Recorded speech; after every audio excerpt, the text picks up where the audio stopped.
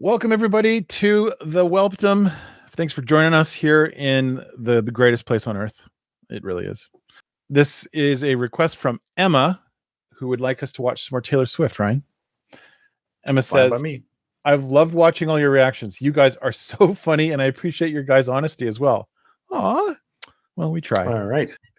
Okay, I'd like you guys to react to Timeless, Taylor's version off re-recorded album Speak Now. This song is from The Vault, so when she released, no one heard it before. Hope you guys like it as much as I do. Oh, this is from Speak Now from The Vault. Okay, Yeah. And that's good because we are doing the Speak Now song by song. So thank you, Emma, for pushing that along. So that is one checked off. That's one of our check-offs. So we have to get through that Speak Now album. Okay. Yeah. All right, let's do it. All right, here we go.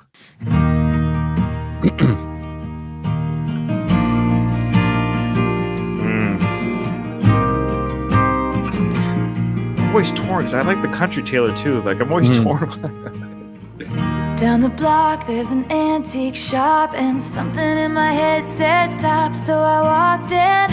On the counter was a cardboard box, and the sign said photos, 25 cents each. Black and white, saw a 30s bride and two lovers laughing on the porch of their first house. The kind of love that you only find once in a lifetime, the kind you don't put down. And that's when I called you, and it's so hard to explain, but in those photos I saw us instead. And somehow I know that you and I would have found each other.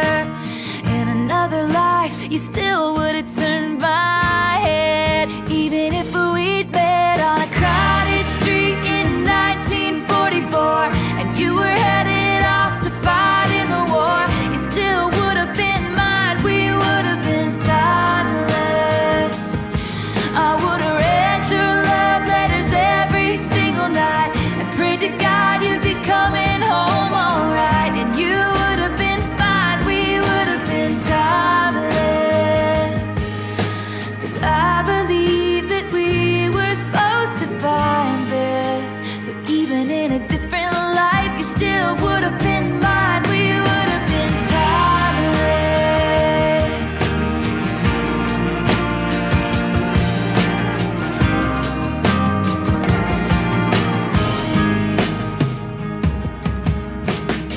I had to smile when it caught my eye. There was one of a teenage couple in the driveway, holding hands on the way to a dance, and the date on the back said 1958, which brought me back to the first time I saw you. Time stood still like something in this old shop. I thought about it as I started looking around at these precious things that time forgot.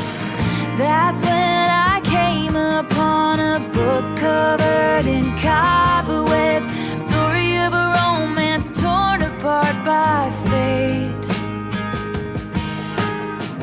Hundreds of years ago they fell in love like we did, and I'd die for you in the same way. If I first saw your face in the 1500s off in a foreign land, and I was forced to marry another man, you still would have been mine, we would have been timeless.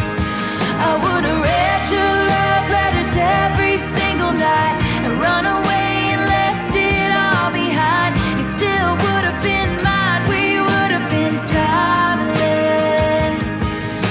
'Cause I believe that we were supposed to find this. So even in a different life you still would have been mine, we would have been timeless.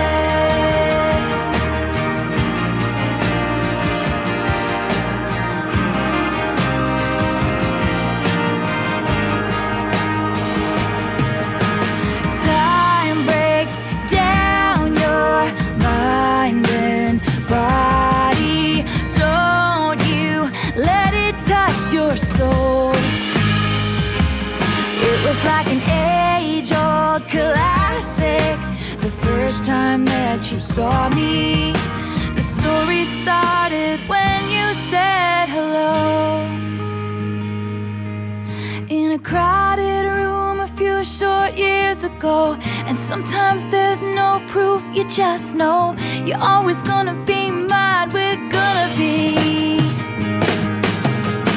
I'm gonna love you when our hair is turning gray. We'll have a cardboard box of photos of the life we've made, and you'll say, oh my, we really were timeless. We're gonna be timeless, timeless. You still would have been mine, we would have been, even if we'd met on a crowded street in 1944. You still would have been mine, we would have been. Down the block there's an antique shop, and something in my head said stop, so I walked in.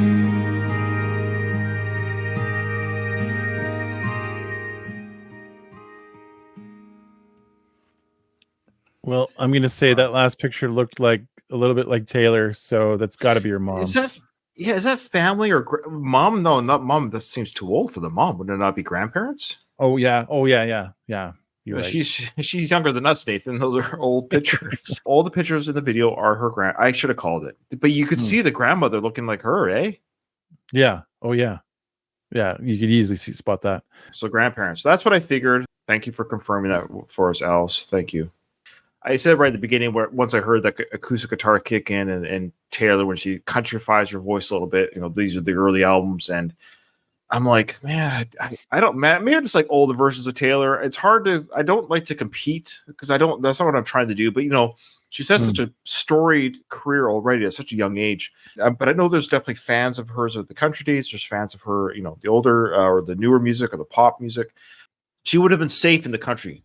Like she would have been safe and had a very successful career. I mean, she branched out, became bigger. Don't get me wrong. I think she did branch out and became even a bigger star. And that's why she's doing the Eras tour. That's why the Eras tour exists. I don't know if it's still going on, but that's why it existed, because she has so many different. Okay, she has so many different. That's right. It is still on. You're right.